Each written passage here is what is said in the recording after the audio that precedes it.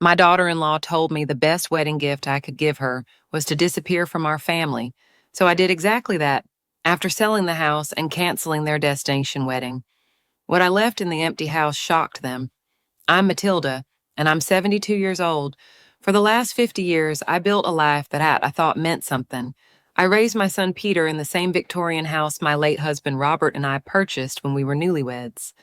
That house wasn't just walls and a roof.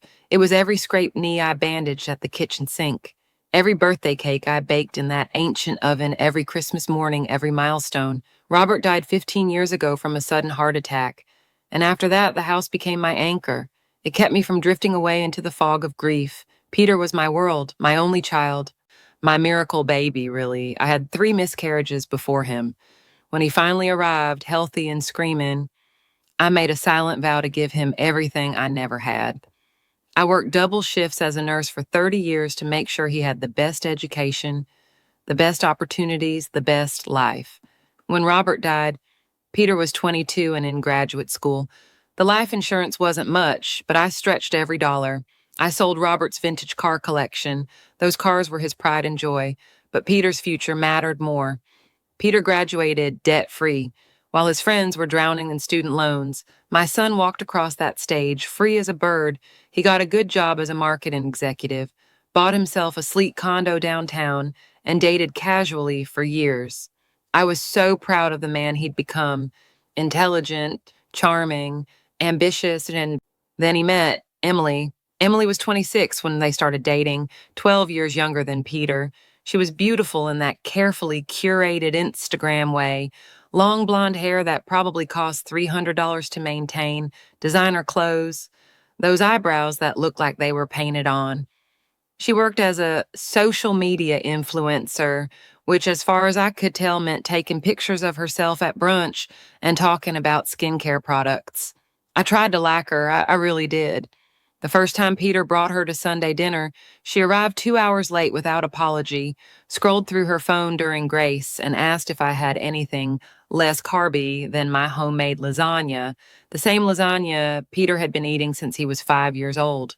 She picked at a salad she'd brought in a Tupperware container, making little comments about clean eating and avoiding inflammation.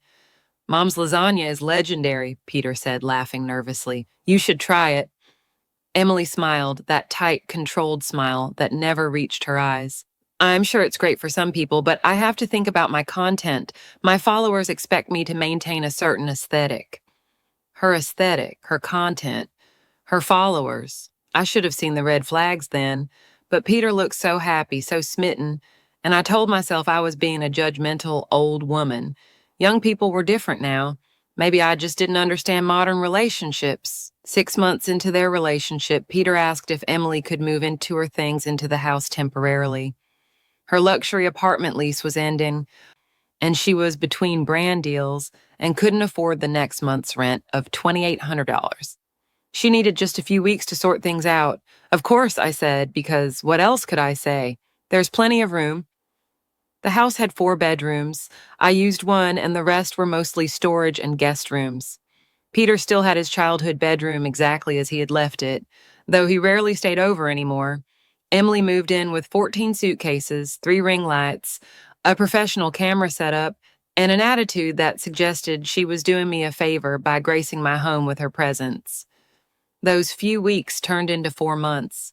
She took over the dining room for her content creation studio, covering my grandmother's antique table with makeup palettes and product boxes. She filmed videos in every corner of my house, sometimes asking me to keep it down while I was cooking dinner in my own kitchen because the noise was ruining her audio. Matilda, she'd say, never Mom, never even Mrs. Crawford. Could you maybe not use the blender right now? I'm filming a GRWM and the sound is just really disruptive. I'd apologize and wait to make my smoothie in my own home. Peter seemed blind to it all.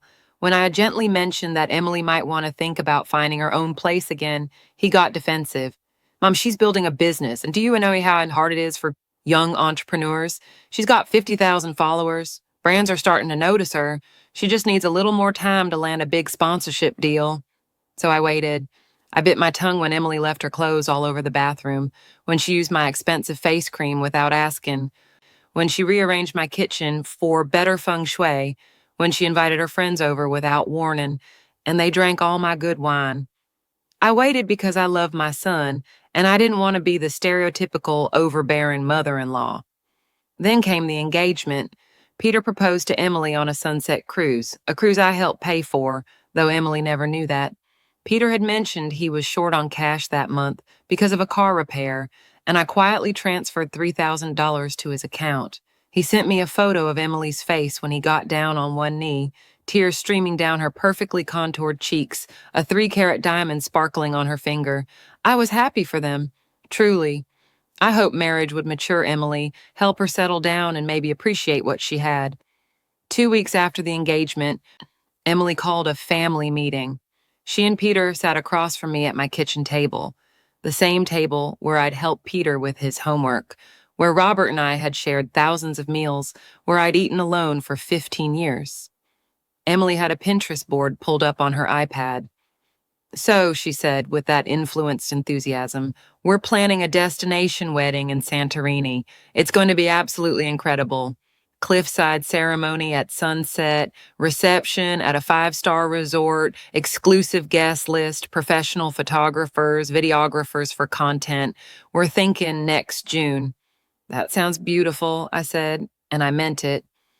It's going to cost about $150,000, Peter added, his voice cautious.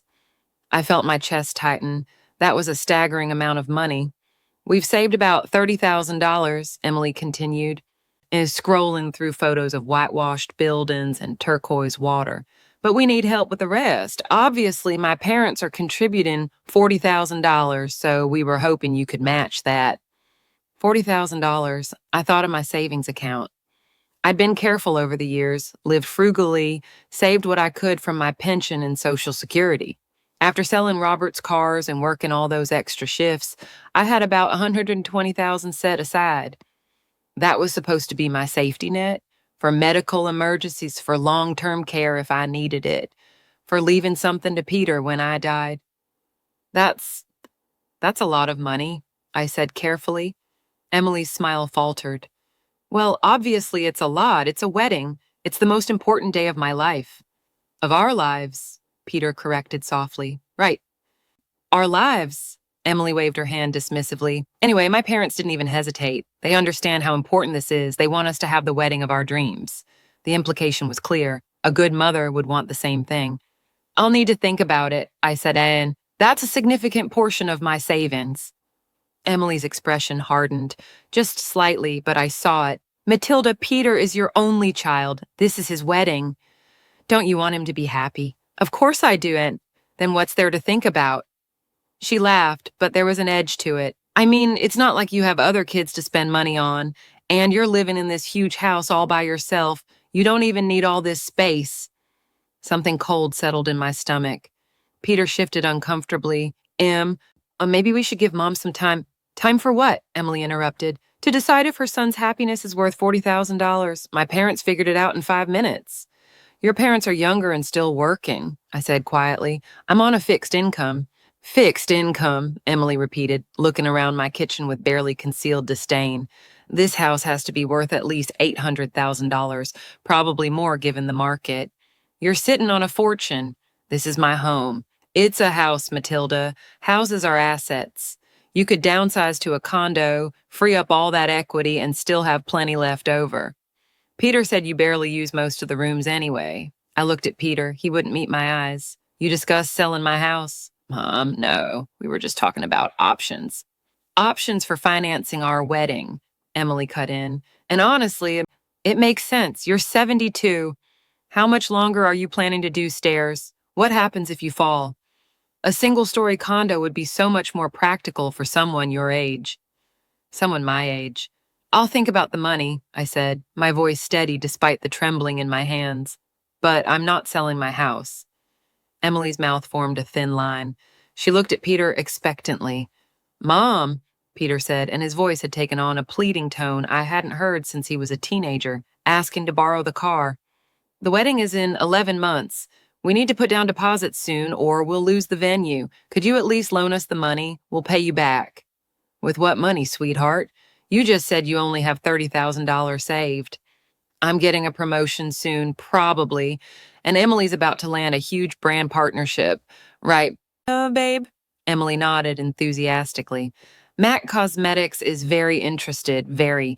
My agent says it's basically a done deal. That's $75,000 a year minimum. I'd been a nurse long enough to know when someone was lying.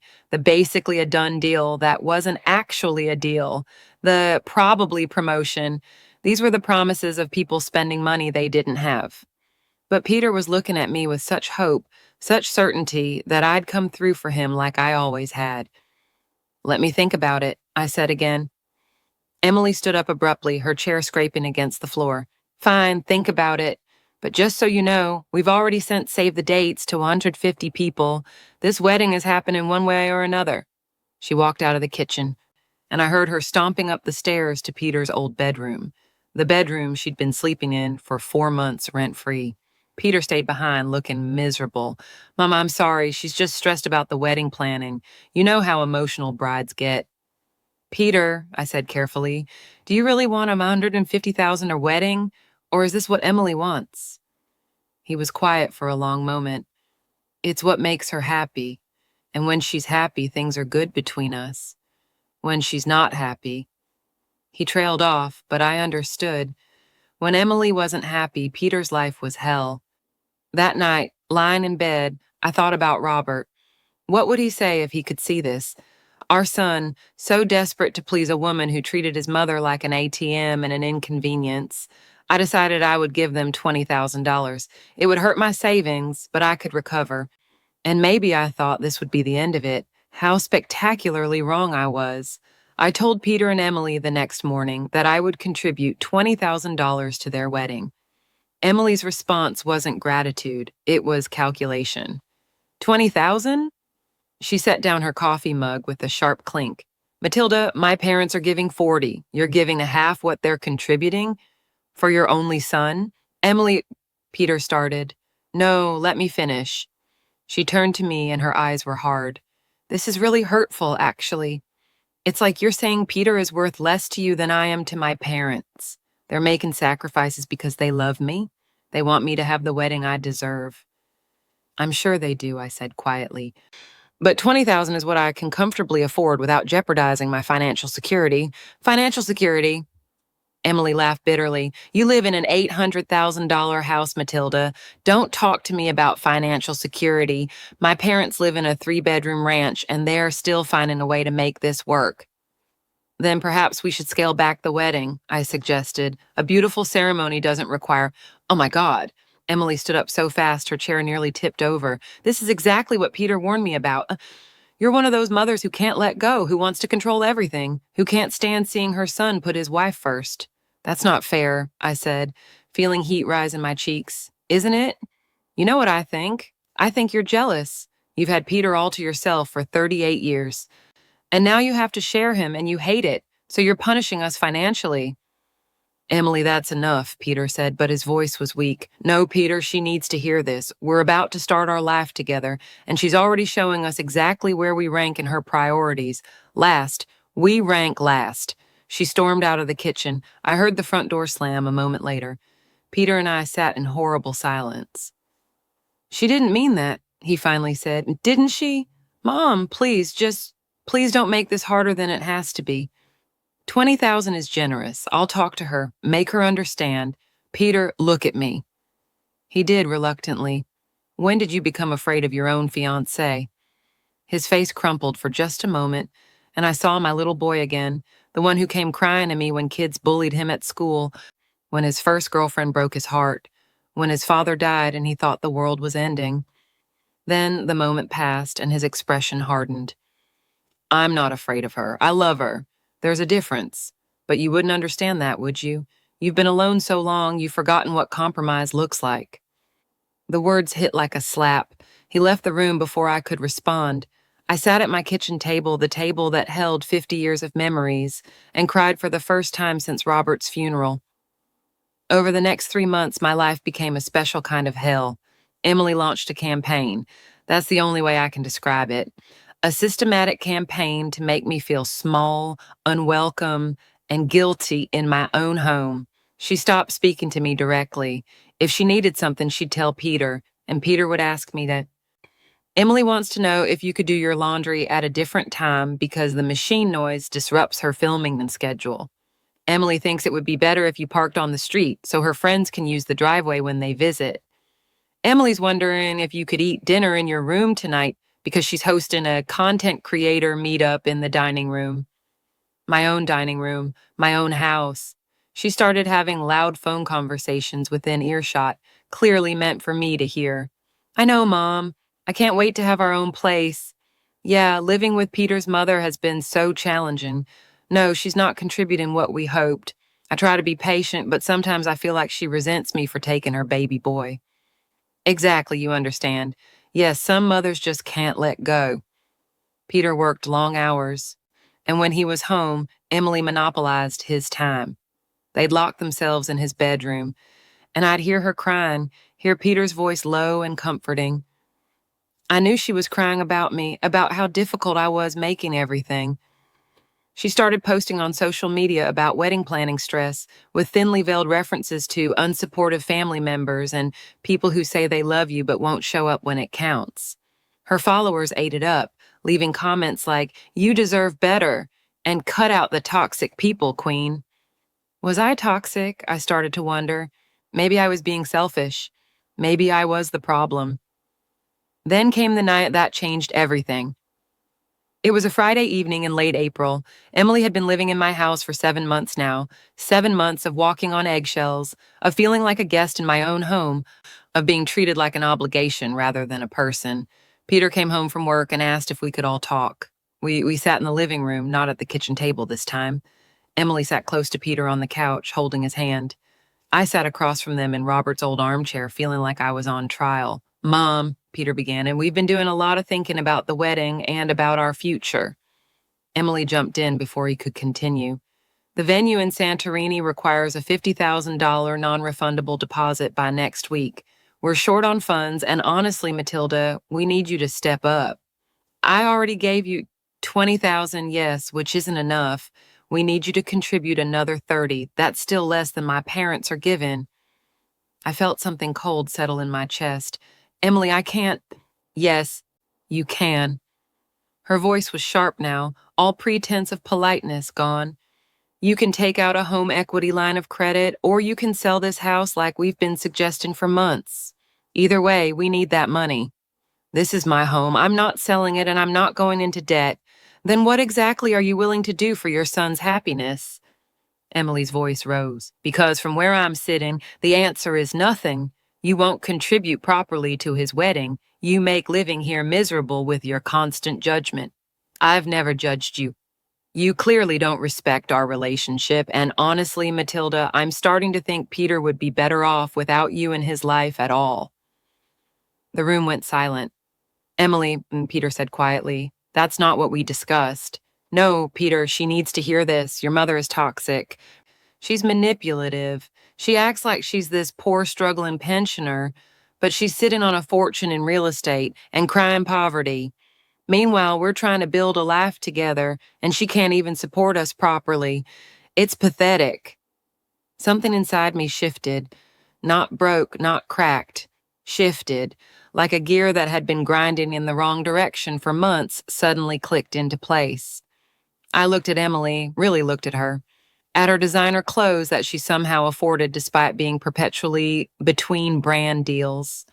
At her fresh manicure, her hair extensions, her Louis Vuitton bag on the floor beside the couch. At the entitled set of her jaw, the coldness in her eyes.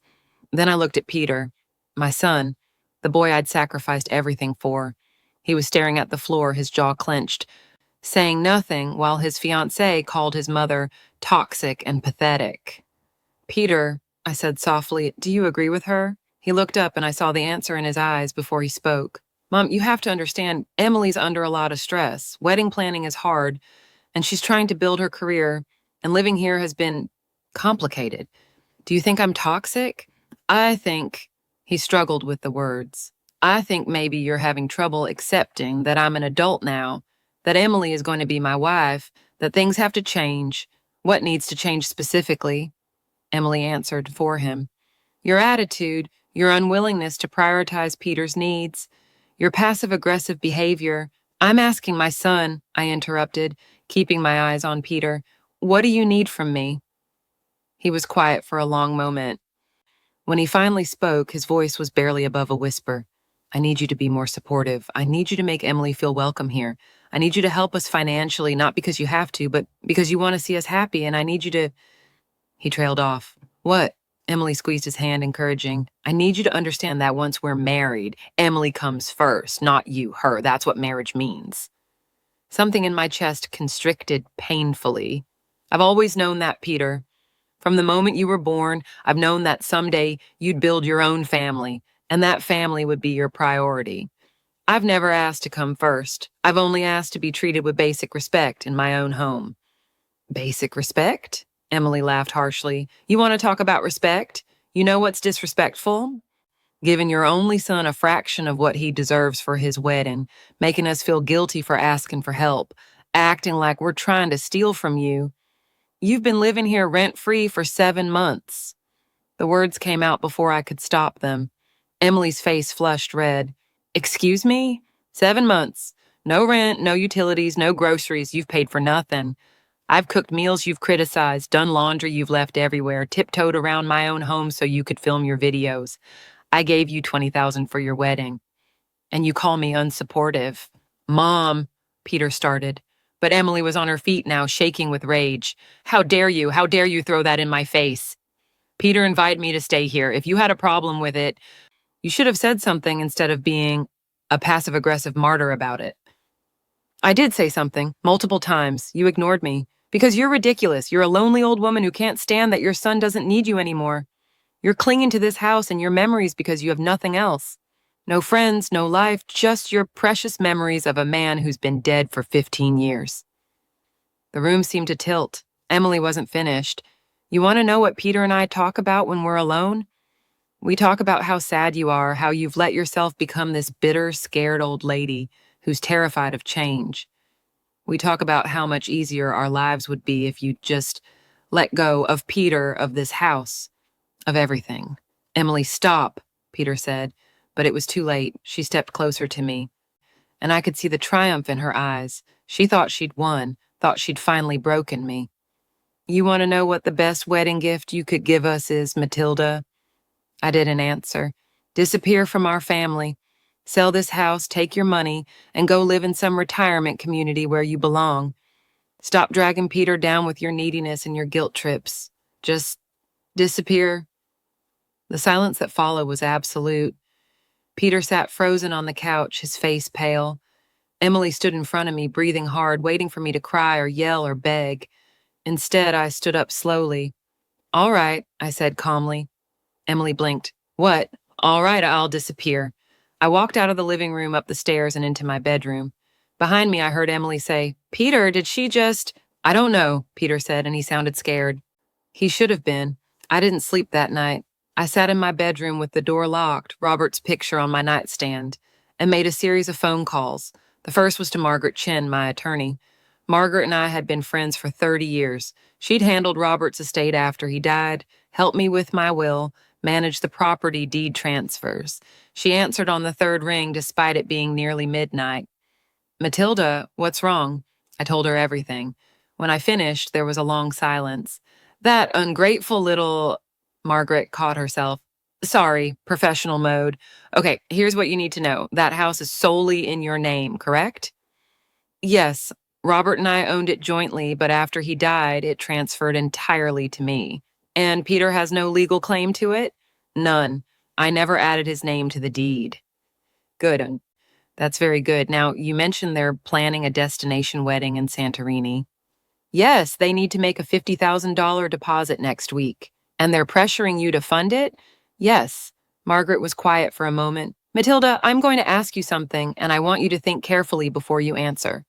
What do you want to happen here? And I looked at Robert's picture. He was smiling, his arm around my shoulders, both of us young and in love and certain we'd have forever.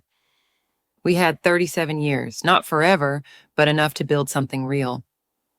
I want my son to understand that love doesn't mean letting people abuse you, I said quietly. I want him to see what Emily really is, and I want to protect myself. Then here's what we're going to do, and that Margaret outlined a plan. It was bold.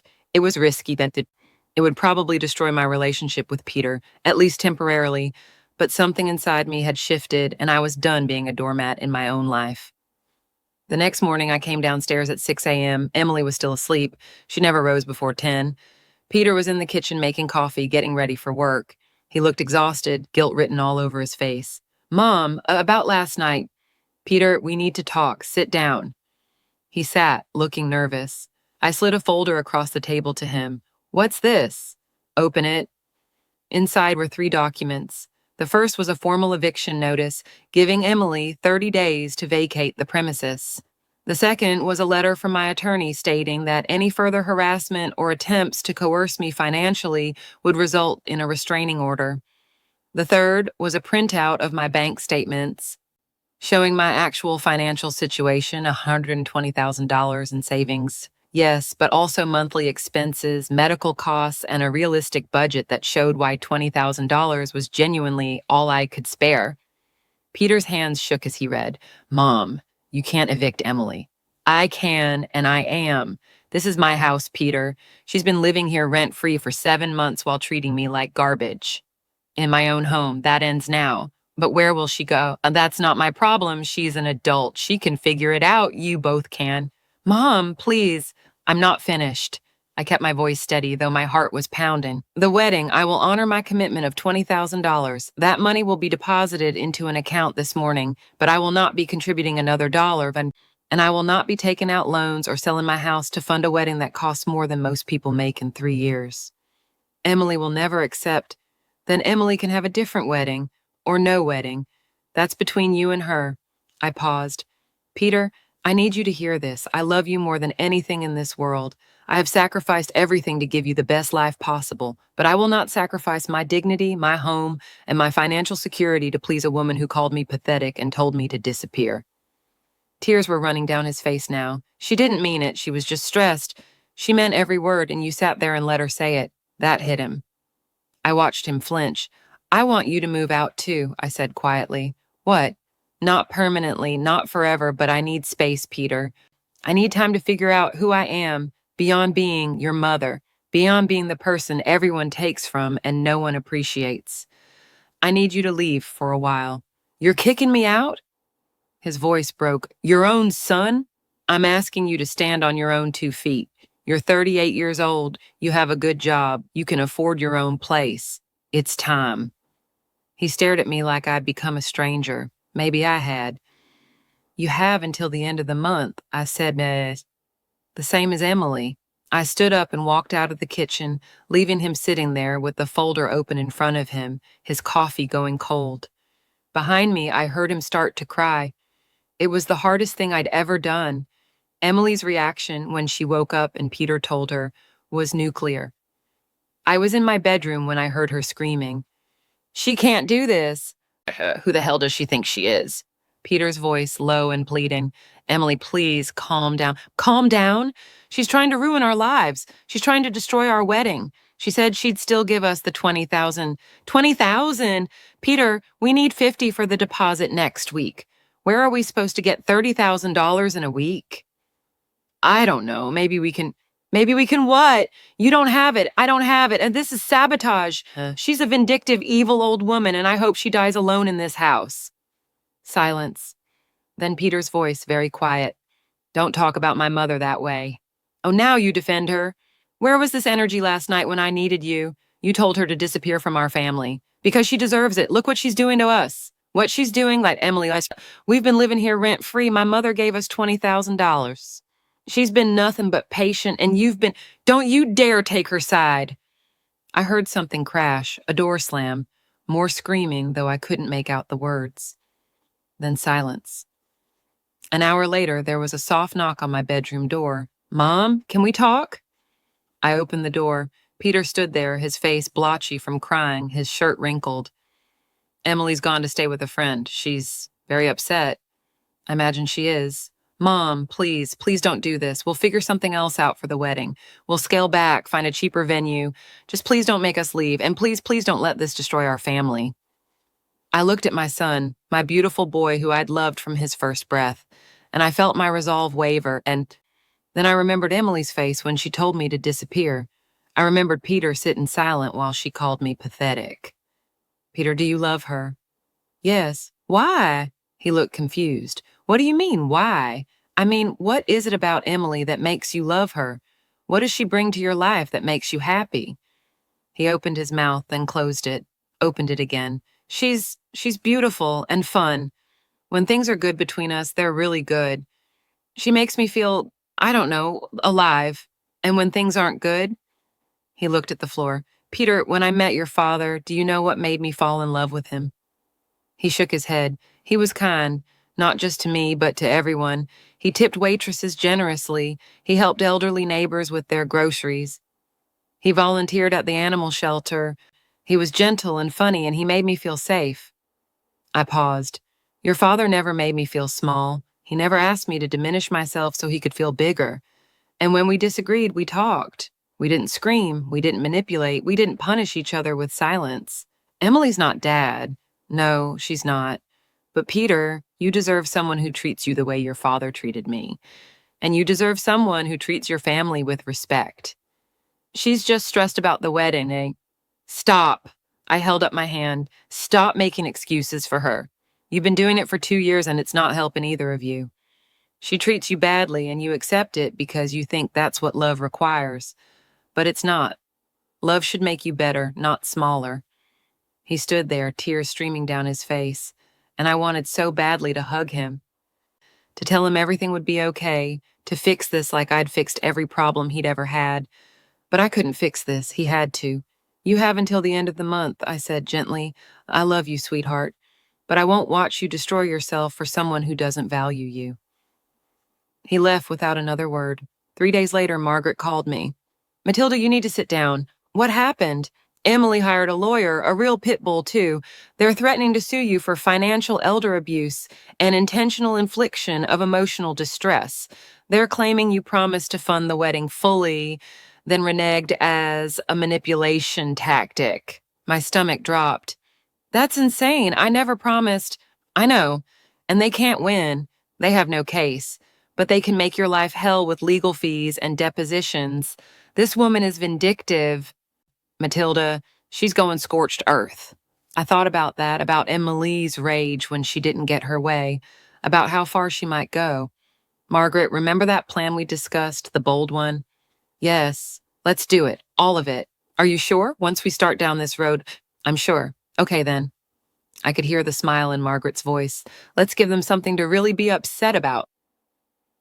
The next morning, I put my house on the market, not just listed it casually. I called Margaret's real estate agent friend, and we priced it to sell fast. $775,000, which was below market value, but would attract immediate offers.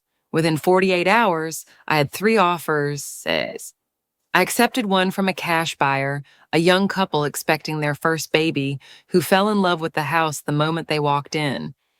They could close in 3 weeks. Then I made my second move. I called the resort in Santorini. It took some work to get through to the right person, but eventually I reached the events coordinator.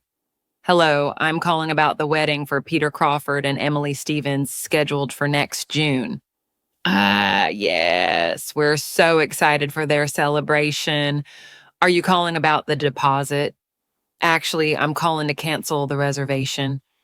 Silence. I'm sorry, who is this? My name is Matilda Crawford. I'm Peter's mother, and I'm the one who was supposed to be providing the deposit funds. I've decided not to do so, and ma'am, the contract is under Peter Crawford's name.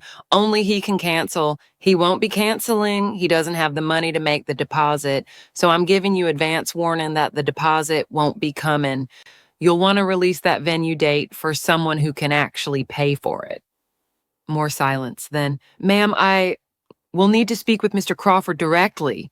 Of course, his number's on the contract. Good luck. I hung up. Within 2 hours, Peter was calling me, his voice frantic. Mom, what did you do? The resort called. They said someone claiming to be You tried to cancel our wedding. I didn't try, Peter. I did.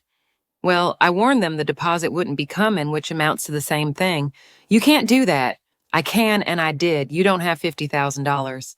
Emily doesn't have it, and I'm not giving it to you. That venue will be released to another couple, and honestly, they'll probably be grateful I freed up that prime date. Mom, this is crazy. Emily's going to lose her mind.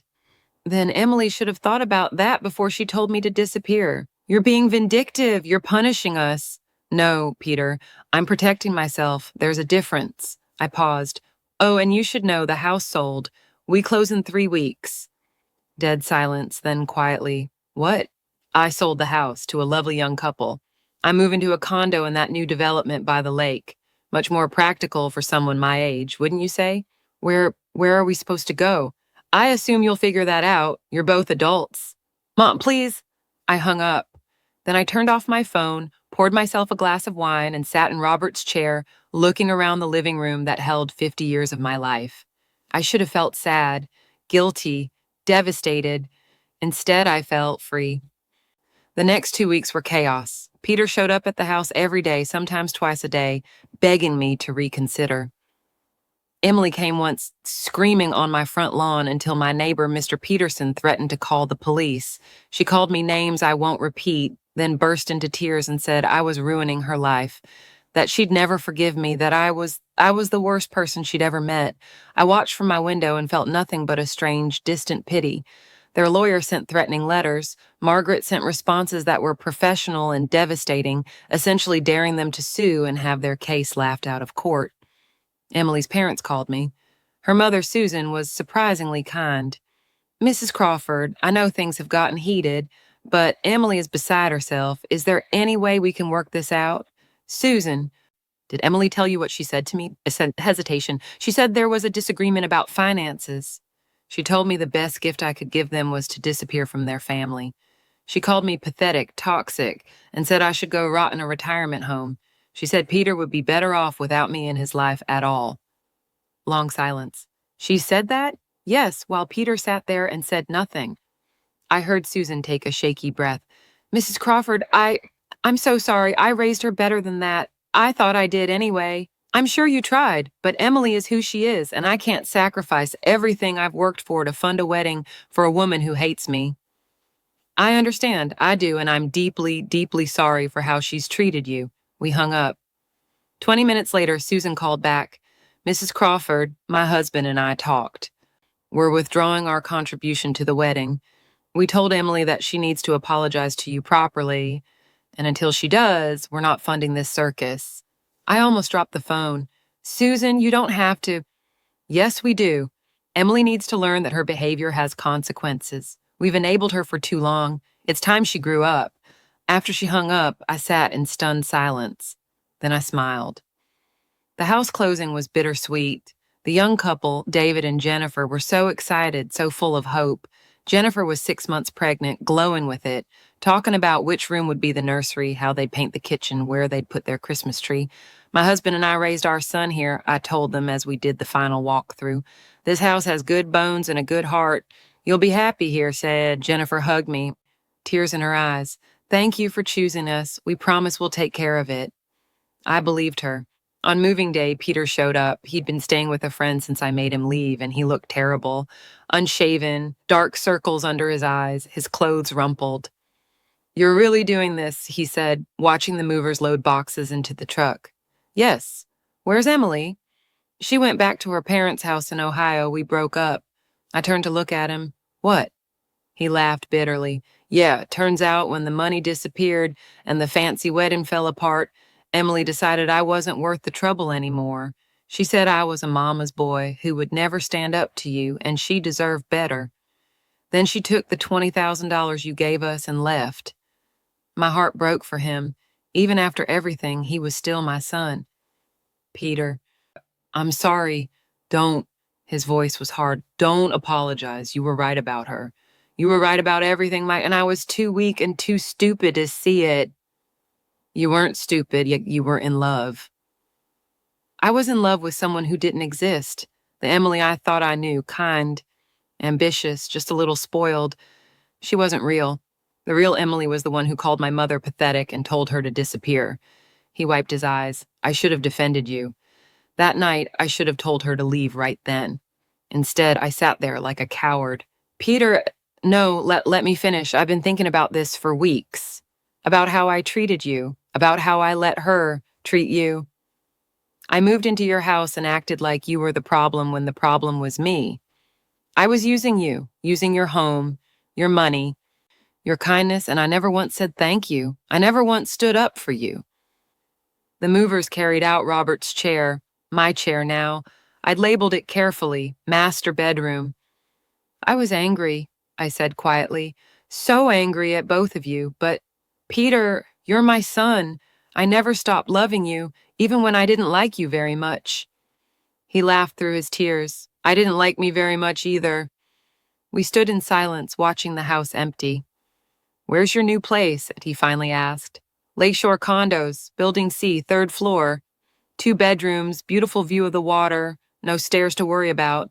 Can I have the address? I'd like to see it sometime, if you'll let me. I looked at him, really looked at him. He looked defeated, humbled, broken. But maybe broken was where healing could begin. I'd like that, I said, but what I didn't tell Peter, what I didn't tell anyone except Margaret, was what I'd left in the house. In the master bedroom closet, I'd left a large envelope taped to the wall where the new owners would find it immediately. Inside was a letter. Dear David and Jennifer, congratulations on your new home.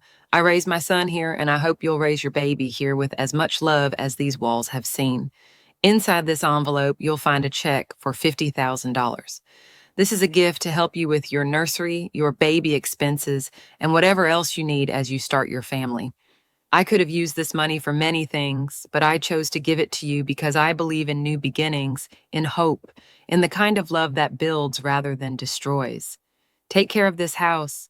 Fill it with laughter and warmth and memories. That's all any home really needs. With all my best wishes, Matilda Crawford.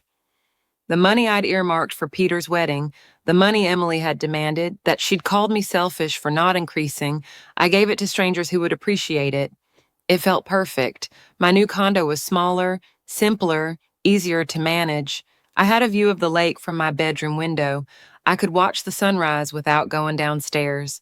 I had lovely neighbors, mostly retirees like me, but also some young professionals, some families. I joined a book club. I started volunteering at the library. I took a watercolor painting class at the senior center and discovered I wasn't half bad at it. For the first time in 15 years, I wasn't lonely. Peter visited 3 weeks after I moved in. He brought flowers and apologies. It's beautiful, Mom. Really beautiful. Thank you, I like it. We had coffee on my small balcony watching the boats on the lake. I've been in therapy, he said suddenly, trying to figure out how I became that person, the one who let Emily walk all over both of us. What have you learned? That I've been scared of disappointing people my whole life. That I equated being loved with being needed. That I chose Emily because she needed me. Needed my stability, my money, my mother's house. And I thought if I could be everything she needed, she'd never leave me. He stared into his coffee. Turns out I had it backwards. Real love isn't about need, it's about choice. Your father used to say something similar. He'd say, I don't need you to breathe, Matilda. I choose to breathe better when you're beside me. Peter smiled sadly. I wish I'd known him better. He died when I was so young. He loved you so much. He would have been proud of the man you're becoming. Becoming, not the man I am. We're all becoming, sweetheart. Every day. 6 months passed. Peter got the promotion he'd been hoping for. He moved into a nice apartment downtown, started dating a woman named Claire who was a veterinarian. From what he told me, she was kind, independent, had her own life and interests. She didn't need Peter to be anything other than himself. I'd like you to meet her, Peter said during one of our weekly coffee dates. Only if you're comfortable, no pressure. I'd love to meet her. Claire was lovely, warm, funny, down to earth. She asked about my painting, my book club, my volunteer work. She treated me like a person, not an obstacle. After dinner, while Peter was getting dessert, Claire leaned over. Peter told me what happened, with Emily, with the house, all of it. I tensed, unsure what was coming. I just want you to know what you did took incredible courage. A lot of mothers would have just taken the abuse, would have given them everything, and destroyed themselves in the process. You taught Peter one of the most important lessons anyone can learn, that love without boundaries isn't love at all. I felt tears prick my eyes. Thank you. No, thank you. Because the Peter I met, the one who knows his worth, who doesn't accept poor treatment, who communicates honestly, that's the Peter I fell in love with. And he only became that person because you loved him enough to let him fall. A year after I sold the house, I got a Facebook message from Jennifer, the young mother who'd bought it. Mrs. Crawford, I hope this message finds you well. I wanted to reach out to thank you again for your incredible generosity. Your gift allowed us to prepare for our daughter without the financial stress we'd been dreading. Baby Emma arrived 3 months ago, healthy and perfect. We painted the nursery yellow, the same room your son had, I believe. Every time I rock her to sleep in there, I think about you rocking Peter, and I feel connected to this home's history. We found your letter when we moved in, and I cried for an hour. David and I want you to know that we're taking care of your home. We planted roses in the front garden. We fixed the porch swing. We're filling it with love, just like you asked. If you ever want to visit, you're always welcome. With gratitude and affection, Jennifer, David, and Emma. I sat on my balcony reading that message over and over, watching the sunset paint the lake gold and pink. I thought about Emily wherever she was. I'd heard through Peter that she'd moved to Los Angeles, was dating some cryptocurrency investor, still posting her life on Instagram for strangers to admire. I thought about the wedding that never happened, the $150,000 that would have been wasted on a single day of performance and pretense. I thought about my house, my beautiful house, with 50 years of memories, now filled with new life, new love, new hope. I thought about Peter and Claire building something real and healthy. And I thought about myself, 73 years old, living in a cozy condo, painting watercolors, reading books, volunteering, finally taking up space in my own life instead of making myself smaller so others could be bigger. Peter came over the next Sunday for our usual coffee date. Claire came with him, and she brought croissants from the French bakery I loved. Mom, Peter said as we sat on the balcony, I wanted to tell you something. I braced myself, uncertain. I'm sorry. I know I've said it before, but I don't think I've said it enough. I'm sorry for how I treated you. I'm sorry I let Emily treat you that way.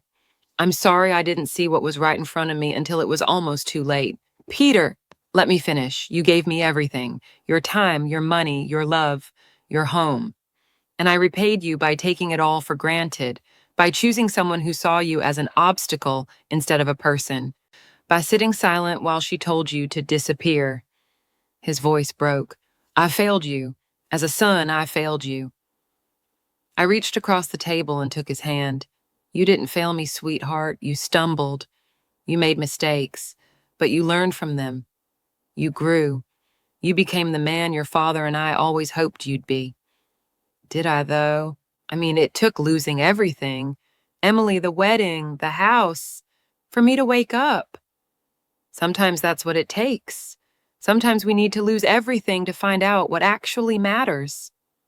Claire squeezed Peter's other hand, and I saw the look that passed between them, the look of two people who'd chosen each other with open eyes and open hearts. I have something for you, I said, standing up. I went inside and returned with a small wrapped box. Peter opened it carefully. Inside was a key. What's this? A spare key to my condo. You're always welcome here, Peter. Both of you. This is your home, too, whenever you need it. He stared at the key, then at me, tears streaming down his face. I don't deserve... Stop. You deserve love. You deserve home. You deserve a mother who sets boundaries and a mother who forgives. You get all of it. He came around the table and hugged me, and I held my son the way I'd held him when he was small and scared and needed to know the world was safe. I love you, Mom. I love you too, sweetheart. I always have. I always will. 2 years after I sold the house, Peter proposed to Claire in my condo on my balcony at sunset. She said yes. They got married 6 months later in a small ceremony at a botanical garden. 50 guests, simple and beautiful, focused on love rather than performance. The whole thing cost $8,000. I gave them $10,000 as a wedding gift, not because they asked, not because they expected it, but because I wanted to, because they'd built something real, something worth celebrating. At the reception, Peter gave a speech. I want to thank my mother, he said, his arm around Claire. A few years ago, I was engaged to someone else, planning a wedding that would have bankrupted my mom and destroyed my life. And my mother did something I didn't understand at the time. She said no. She set boundaries. She loved me enough to let me be angry at her, to let me think she was wrong, to let me fail. He looked at me, tears in his eyes. Mom, if you'd given me everything I asked for back then, I wouldn't be standing here today with the woman I actually belong with. I'd be miserable, broke, and still making the same mistakes. You saved me by refusing to enable me. You loved me enough to let me fall, and I will spend the rest of my life trying to be worthy of that kind of love. The room erupted in applause. I sat there crying, feeling Robert's presence beside me somehow, knowing he'd be proud of the man our son had become. I'm 75 now. My hair is completely white, my hands are spotted with age, and I need reading glasses for everything. But I paint every morning on my balcony. I volunteer at the library 3 days a week. I'm learning Italian because I've always wanted to. I go to book club every Thursday, and my friends, real friends who value me, make me laugh until my sides hurt. Peter and Claire visit every Sunday. They're expecting their first baby, a boy they're naming Robert. When Claire told me, I cried for an hour. We want him to carry on the legacy, she said, the legacy of a man who loved deeply and a woman who loved wisely. My grandbaby will be born in 3 months. I've already started painting a mural for his nursery, a lake at sunset, boats on the water, endless possibility on the horizon. Sometimes I drive past my old house. The roses Jennifer planted have bloomed beautifully. I can see Emma's toys in the yard. A pink bicycle, a playhouse. Evidence of a childhood filled with joy. I don't regret selling it, not for a moment. That house was my past. This life, this small, simple, beautiful life, is my present. Sometimes love requires boundaries. Sometimes the best gift you can give someone is the truth. And sometimes when someone tells you to disappear from their life, the most powerful thing you can do is take them at their word and build something beautiful in the space they left behind.